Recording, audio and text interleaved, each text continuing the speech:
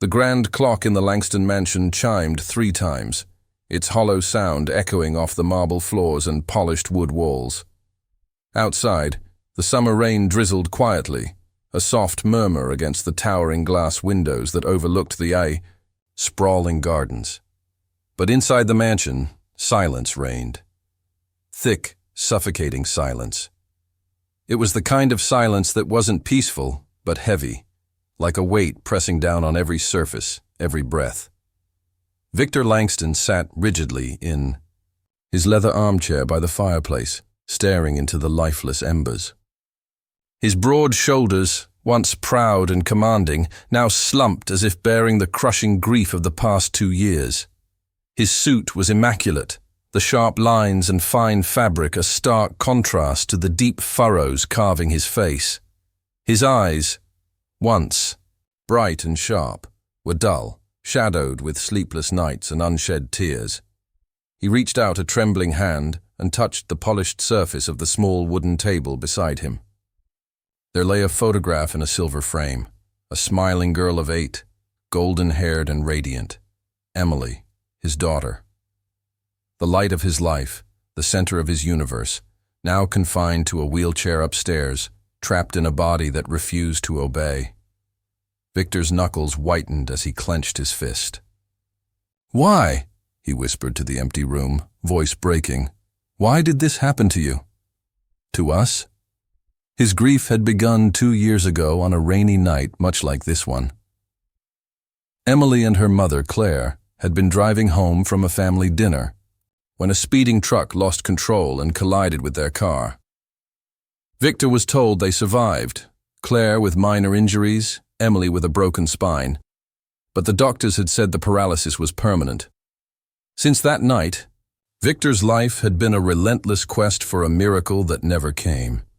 He had spared no expense: world-renowned neurosurgeons, experimental therapies in faraway clinics, specialists in unconventional medicine.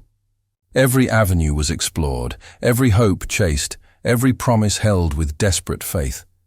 Yet nothing had worked. The mansion felt more like a mausoleum now, a shrine to what was lost. Emily was upstairs, waiting in her room with her wheelchair, parked beside the bed. She had been quiet since the accident, her once joyful laughter replaced with silence and occasional tears. Victor's heart broke every time he saw her stare out the window, longing for a life that had slipped away. Victor's assistant, Marissa, entered the room silently, carrying a leather-bound folder. She hesitated at the door. "Mr. Langston," she said softly, "there's a new report from Dr. Patel. The stem cell treatment isn't showing any progress." Victor barely looked up. "I know," he said flatly. "Nothing is showing any progress." Marissa's eyes softened with sympathy. "There's a conference next week. A specialist from Europe. Some say he's a miracle worker.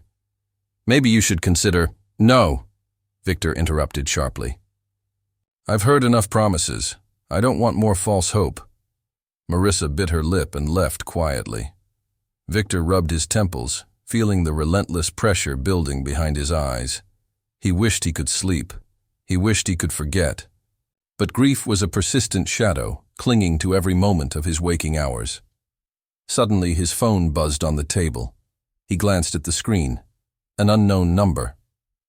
With a bitter smile, Victor swiped it away. Probably another salesman, a charity pleading for donations, or worse, some con artist. But as the rain continued to fall outside, and the mansion's silence grew heavier, something deep inside him stirred. A faint glimmer of restlessness, a whisper of hope that he wasn't ready to extinguish yet. Victor stood abruptly, the chair scraping loudly against the marble floor. He moved toward the large window and looked out over his vast estate, the gardens blurred in the rain. He thought of Emily, fragile yet unbroken in spirit. He thought of all the years he had spent building his fortune, climbing from nothing to become one of the richest men in the country. Yet here he was, powerless against the one thing he wished to change. "Emily," he murmured, "if there's even a chance, I will find it." But deep down, He doubted. The weight of disappointment was too great. As the night wore on, Victor sat back down, the fire now reduced to glowing embers. He closed his eyes, and the memories came flooding back. Laughter, music, dreams shared in this house that now felt like a cage. Outside, in the rain-soaked streets, a boy shuffled through puddles. A boy, no one noticed. A boy with a secret. The sun was barely up, and the city's poorest quarter was already alive with a cacophony of sounds: barking dogs, shouting vendors, the clatter of carts on cobblestone. Narrow alleyways tangled like a web between broken-down buildings, and the air was thick with the smells of cooking fires, wet earth, and refuse. This was Arin's world, a world far removed from the marble floors and sprawling gardens of the Langston mansion. Arin, no more than 12 years old, crouched beside a cracked water pipe, dipping his thin fingers into the cold stream and washing the grime from his face. His clothes were nothing but scraps of faded fabric sewn haphazardly together, and his bare feet were smeared with dirt. His dark eyes, sharp and alert, scanned the street. He was a boy shaped by hardship, but there was something unusual about him, an aura, almost, that made the street folk regard him with a mixture of curiosity and quiet respect. Arin's grandmother had called it a gift, a strange, old magic passed down through their family bloodline, a gift for healing. It wasn't like the doctors or the hospitals, with their cold machines and harsh medicines. Arin's power came in small, subtle ways. A touch here to ease a fever, a whispered prayer there to calm a child's frightened heart. Sometimes, when the pain was too much, he could make the hurt ebb away for a little while. It was never permanent, but for those moments, it was enough to bring hope. This morning, Arin was already busy at work. A frail woman sat on a broken crate, clutching her swollen ankle. The family's food supply had been delayed, and she had twisted it badly, trying to carry a basket. Arin knelt beside her, placing his hands gently over the injured area. The woman winced at first, but soon her breath eased, and a faint smile spread across her face. "Thank you, Arin," she whispered, eyes misting. He nodded but said nothing. Words were not often his gift. His healing was. It was a delicate balance. This gift. It drained him. After every healing, he felt weaker, as if a piece of himself had been given away. But he never hesitated. There was no one else to help. As the day wore on, Arin moved through the streets, offering small miracles where he could. A feverish child's flushed cheek cooled. A cut on a man's hand stopped bleeding. A worried mother's heart was calmed with a few words of kindness. He survived by these acts, by the goodwill of the people who lived in this forgotten part of the city. Sometimes, a few coins were tossed into his threadbare hat. More often, he relied on scraps of food and the generosity of strangers. But life was unforgiving, and hunger was never far. That evening, Arin sat on the steps of an old church, his back against the cold stone. A newspaper had been left behind, its headline catching his eye. "Millionaire's daughter paralyzed in tragic accident." Arin frowned.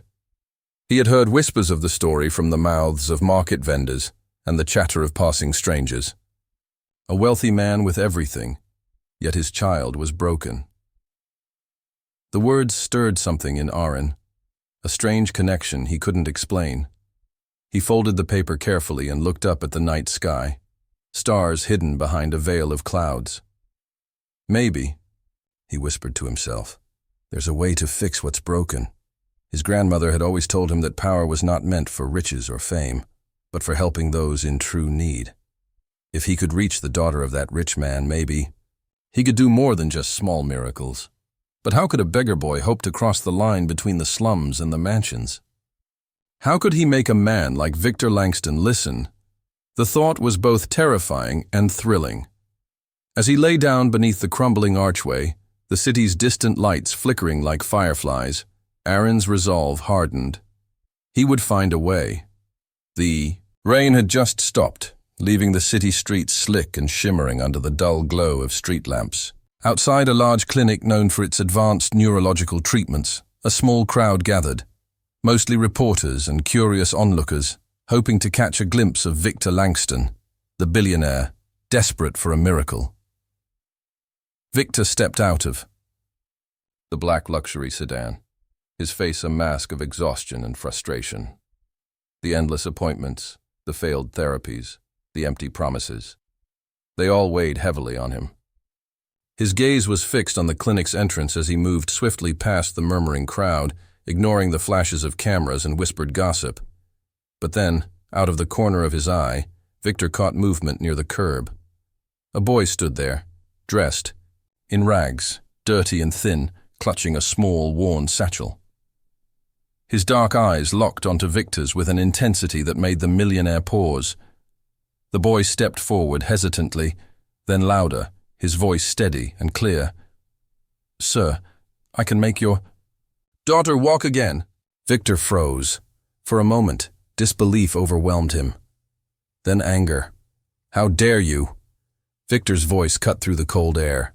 "You don't know what you're talking about, boy. My daughter's condition isn't a joke." The crowd fell silent, watching the exchange with a mixture of shock and fascination. The boy's eyes didn't waver. "I'm not joking," he said quietly. "I have helped others like her.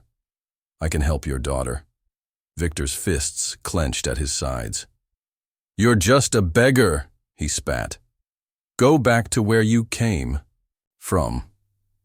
But something in the boy's gaze, the calm confidence, the undeniable sincerity, made Victor hesitate. He studied the boy's face. The dirt and grime faded into the background beneath those earnest eyes. "Who are you?" Victor demanded. Voice now a mixture of curiosity and disbelief. "Arin," the boy answered simply. "I don't have much, but I have what matters. I can help your daughter." Victor's mind raced. This could be a cruel trick, a con to prey on his desperation. Yet, what if it wasn't? For the first time in years, a flicker of hope stirred. Inside him. "Come with me," Victor said, his voice low and tense. Arin nodded, following Victor through the rain-washed streets, stepping into a world far beyond anything he had ever known. The heavy oak doors of the Langston mansion groaned softly as they closed behind Arin, the street boy now stepping hesitantly into a world of polished floors, crystal chandeliers, and whispered expectations. His eyes, sharp and alert, took in the grandeur, but his mind was focused on the fragile girl waiting upstairs, the daughter he had promised to help. Victor led him silently through the hallways, the tension between them thick enough to cut with a knife. The staff watched with wary eyes, wondering who this boy was and what strange hope he might bring. Finally, they reached Emily's room. The door opened to reveal a bright space bathed in soft afternoon light. Emily sat by the window, her wheelchair angled to catch the sun. Her golden hair caught the light, and her blue eyes lifted to meet theirs with a mixture of curiosity and resignation. Victor stepped back, his jaw tight. "Emily, this is Arin. He says he can help you." Emily studied the boy before her. There was nothing royal or refined about him. His clothes were tattered, his hands calloused. But there was something genuine in his gaze. "Can you?" she asked quietly, hope and doubt mingling in her voice. Arin nodded slowly. "I can try." Victor swallowed hard. This was madness, and yet he found himself unable to stop the tiny spark of hope flickering in his heart. Arin sat beside Emily's wheelchair, producing a small bundle of herbs and a worn leather pouch from his satchel. He spoke softly, explaining in halting words what he was about to do, a series of exercises and rituals he had learned from his grandmother. Emily's eyes widened, but she nodded, eager for anything that might change her fate. The room filled with an almost sacred stillness as Arin began. His hands moved gently over Emily's legs, tracing invisible patterns in the air. He whispered ancient words, a language older than the city itself, weaving hope into the very air. Then, he guided Emily through slow, deliberate movements, small flexes and stretches, encouraging muscles long unused to respond. Emily's face tightened with concentration, sweat beading on her brow. She tried to move her toes, then her ankles, then her knees. At first, the movements were faint, almost imperceptible, but they were there. Signs of life returning to a body long thought broken. Victor watched, a storm of emotions raging inside. Him, hope, fear, skepticism, and longing. For the first time since the accident, he allowed himself to believe. Victor sat rigidly in his study, the late afternoon sun casting long shadows through the tall windows. Papers lay scattered across his desk, reports from neurologists and specialists, all pointing to the same cold conclusion. Emily's paralysis was permanent. No treatment, no miracle. Yet just days ago, a ragged boy had arrived at his doorstep, promising the impossible. Now Victor's house buzzed with whispers and doubts, whispers from those who cared for Emily but feared the desperate hope that Arin represented. The door opened quietly, and Dr. Richard Halsey entered, his medical bag slung over one shoulder, his expression grave. Behind him trailed Victor's trusted lawyer, Mr. Caldwell, and Marissa, his assistant. They gathered around the desk, their faces etched with concern. "Victor," Dr. Halsey began, clearing his throat. "I understand your hope, but we must be rational. Arin's methods, these rituals, are unproven, unscientific. They could do more harm than good." Victor's eyes narrowed. "Do you think I don't know that? But what if there's something to it? What if Arin really can help Emily?" Mr. Caldwell chimed in. "Sir, you must consider your daughter's well-being and your reputation. This boy is a stranger from the streets. We don't know what he's capable of." Marissa's voice was softer but firm. "Victor, please. We've exhausted every medical avenue. Maybe it's time to accept reality." Victor clenched his fists, torn between skepticism and a desperate hope he couldn't deny. "I've seen her move," he said quietly. "Just a little. It was enough." Dr. Halsey shook his head. "That was likely a reflex. Temporary. We've seen it before." Victor stood abruptly, pacing the room. "I'm not giving up on Emily. Not yet." The group exchanged uneasy glances but said no more. As the meeting ended, Victor lingered, thoughts racing. Meanwhile, upstairs in Emily's room, Arin sat quietly, his hands folded in his lap. The boy's eyes held a shadow deeper than his years, a weight of pain and loss few could imagine. That night, as the household slept, Arin's mind drifted back to the slums and to his grandmother's small, dimly lit hut. He remembered the stories she told him, stories of ancient healing arts passed down through generations. But he also remembered the day she was taken from him, violence erupting in their neighborhood, leaving him alone and vulnerable. Arin swallowed hard, the memory sharp and raw. He had survived by learning to trust no one but himself, and by using the gift his grandmother had given him to help those around him, no matter how little he had. Now, here he was, far from the alleys and gutters, in a mansion filled with strangers and suspicion. But he believed in Emily. He had to. Because healing wasn't just about the body. It was about hope. The rain pattered gently against the window pane as the mansion settled into the quiet of the late evening. Emily lay in her bed, eyes half closed, her breathing steady but calm. Nearby, Arin sat cross-legged on the floor, watching over her with a tenderness that belied his rough appearance. For weeks now, they had followed a routine, gentle exercises, whispered incantations, and rituals that blended hope with ancient tradition. Arin's methods defied logic and science, but they carried a power all their own. Tonight, as Arin lightly traced his fingers along Emily's foot, a small but unmistakable movement caught his eye. Emily's toes twitched, Arin's breath caught. He leaned closer, voice barely a whisper. "Emily, can you move your toes again?" Emily's eyelids fluttered open. Confusion and surprise mingled in her gaze. She wiggled her toes once more, slower this time, but with growing intent. Upstairs, in Victor's study, the millionaire paced back and forth, haunted by doubt and hope.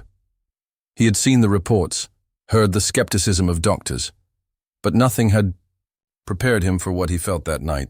His phone vibrated, breaking the silence. It was a message from Marissa. Emily moved her toes. It's real. Victor stared at the screen, disbelief and relief washing over him like a tidal wave.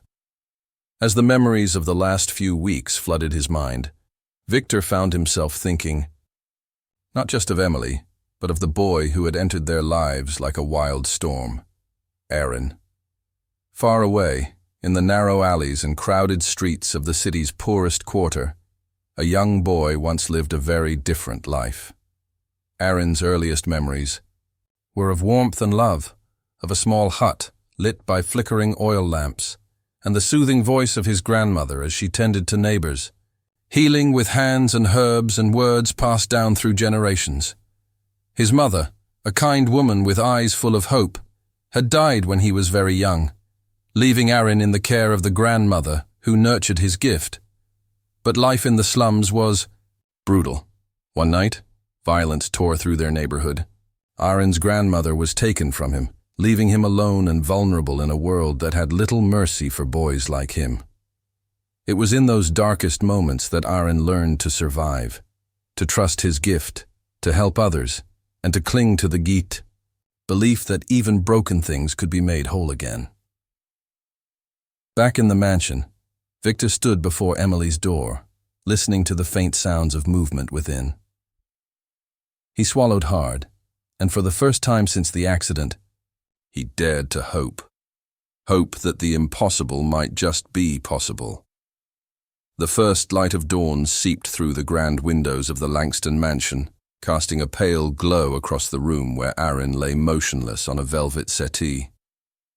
His face was pale, sweat clinging to his brow, and his chest rose and fell in shallow, uneven breaths. Victor stood nearby, watching with a knot tightening in his stomach. Arin had been pushing himself harder than anyone could have imagined, each healing, each ritual, draining the boy's strength like water slipping through a cracked vessel. The last few days had been grueling. Emily's progress was real, undeniable, but it came at a cost. Arin's body was paying the price. Victor moved closer, gently brushing damp hair from Arin's forehead. "You should rest," he said softly. "You don't have to do this alone." Arin's eyes fluttered open, the fire in them dimmed, but still there. "I want to help her," he whispered. "I have to." Victor nodded, understanding more than words could say. "Then let me help you." Slowly, Victor's icy walls began to thaw. He arranged for Arin to stay within the mansion's walls, no longer just a street boy, but a guest under his protection.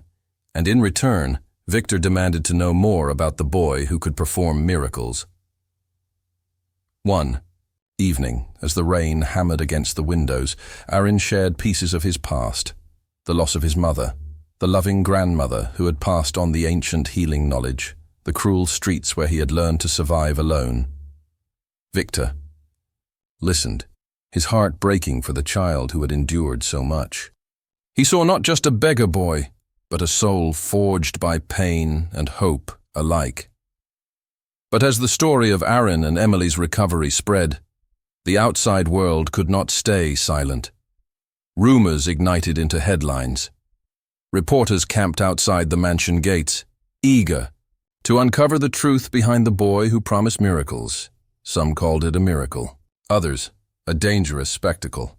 The media frenzy grew, and with it, chaos threatened the fragile peace that had settled over the Langston household. Victor faced new battles, to protect his daughter, to protect Arin, and to shield their fragile hope from the storm raging beyond the mansion's walls. The sterile white walls of the hospital wing seemed colder than ever as doctors gathered around Emily's wheelchair. The room buzzed with disbelief, tension, and cautious hope. Emily's fingers gripped the armrests tightly, her eyes focused. For weeks, the smallest movements had become a miracle in themselves, a twitch here, a flex there. But now, something extraordinary was about to happen. With trembling effort, Emily straightened her back. A moment later, her legs pushed down against the floor, wavering, unsteady but unmistakably supporting her weight. She stood. The room erupted in stunned silence, then gasps and whispers. Victor watched, a storm of emotions raging inside him. Hope. Fear. Relief. But just as quickly as the breakthrough came, the shadow of danger loomed. That night, while the mansion was quiet and most were asleep, a harsh knock shattered the stillness. Armed men forced their way through the gates, shadowy figures representing a corrupt clinic desperate to claim Arin's gift for their own greed and power. Arin struggled, but was quickly subdued, dragged away into the dark city night. Victor's world shattered. The miracle he had begun to believe in was now at risk. With the media swirling and forces closing in, Victor faced an impossible choice. Pursue power, protect his empire, and let Arin be lost to those who would exploit him, or fight with everything. He had to save the boy, and the hope of healing his daughter. Victor clenched his fists, determination hardening in his eyes. He would do whatever it took. The city was alight with storm clouds and sirens as Victor Langston raced through the rain-slicked streets in his armored SUV, a man transformed. Emily sat beside him, her wheelchair secured in the back, her hands trembling, not from fear but from the adrenaline of conviction. Arin had been missing for 2 days. Victor's private security team had finally tracked him to an unlicensed research facility hidden behind the facade of a rehabilitation clinic on the city's industrial fringe. The facility, run by the ruthless Dr. Greaves, had long profited from secretive experimental treatments. Now they saw Arin not as a boy, but as a living key to the next billion-dollar breakthrough. Emily had insisted on coming. He risked everything. "For me," she said, her voice fierce. "I'm not going to let him die alone." Victor had tried to protest. Then she stood. Not fully, her legs buckled after a few steps, but she stood. And that was all it took to silence him. They arrived under cover of darkness. Victor's team moved swiftly, disabling alarms, bypassing locked gates. Inside, fluorescent lights buzzed over sterile tiles and steel doors. In a cold operating room, Arin lay strapped to a gurney, pale and unconscious, hooked to machines he didn't understand. Victor stormed through the doors with the force of a man who had nothing left to lose. His fists did the talking first. Dr. Greaves hit the floor before he could finish his threat. Emily wheeled herself beside Arin, reaching for his hand. "Arin," she whispered, her voice cracking. "Please, wake up." His eyelids fluttered. Blood trickled from his nose. "He's been pushed to the edge," Victor said grimly, unfastening the straps. They tried to extract something they didn't understand. Arin stirred. "Emily." "I'm here," she whispered. "But you're not okay." "I can finish it," Arin said weakly. "One more time, to fix you, but it'll take everything." Victor crouched beside him. "No, you've done enough." Arin's eyes locked with his. "She's almost whole. One last session and she'll walk. But I might not." Emily grabbed his hand. "Then I don't want it." But Arin smiled. A soft, sad smile. "You believed in me. Let me believe in you." Then, slowly, painfully, he sat up and laid his palms over her knees. The room fell silent. A soft glow, barely visible, seemed to ripple from his hands. His breath became ragged. Emily gasped, her legs burning with unfamiliar pain, pain that meant nerves were waking up. Victor watched, helpless, as the boy's body trembled. Then Emily stood, fully, steady. Arin collapsed. Victor caught him. "Is he—" Emily's voice cracked. Victor pressed his ear to Arin's chest. A heartbeat, weak but steady. "He's alive," Victor said. "Barely." They carried him out together, father, daughter, and the boy who had given them both back their lives. Outside, the storm had passed, but their reckoning had only just begun. It had been 3 months since that stormy night, the night Emily Langston stood on her own 2 feet, and the world as Victor knew it changed forever. The headlines had shifted from scandal to miracle. Beggar boy saves millionaire's daughter. He walked into their lives and walked away a legend. But Arin Langston, if he could be called that, was nowhere to be found.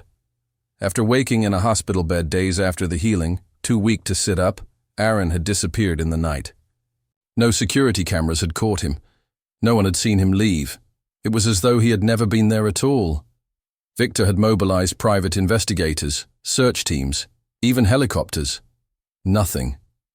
Emily mourned him quietly, often sitting by the window where they used to talk, waiting for the boy with calloused hands and gentle eyes to reappear. But he never did. Yet life went on, and not in vain. Emily walked with braces at first, then without. Every step reminded her of Arin, every milestone a gift. Victor sold off half his empire. He founded the Arin Foundation, a global initiative to provide housing, healthcare, and education to street children across the world. "If one beggar boy could change my daughter's life," he said at the launch, "how many more lives can we change if we simply believe in them?" He transformed the mansion into a healing center, not of mysticism, but of compassion and access. Doctors, therapists, and volunteers worked alongside poor families who'd once been forgotten. And everywhere, graffitied on alley walls, whispered in crowded slums, etched into school chalkboards, was the legend. He came with nothing but hope. He left behind miracles. Some say Arin still wanders the cities, healing quietly, living humbly. Others say he was never real, just a story, a dream. But Emily knows the truth. Every morning, as she walks the garden path unaided, she touches the small leather pouch Arin left behind on her nightstand, a pouch of dried herbs, faded cloth, and a scrap of paper with one word written in a child's shaky hand. Hope. She smiles and walks on. Because the boy who changed everything never really left. He just gave the world back its belief in miracles.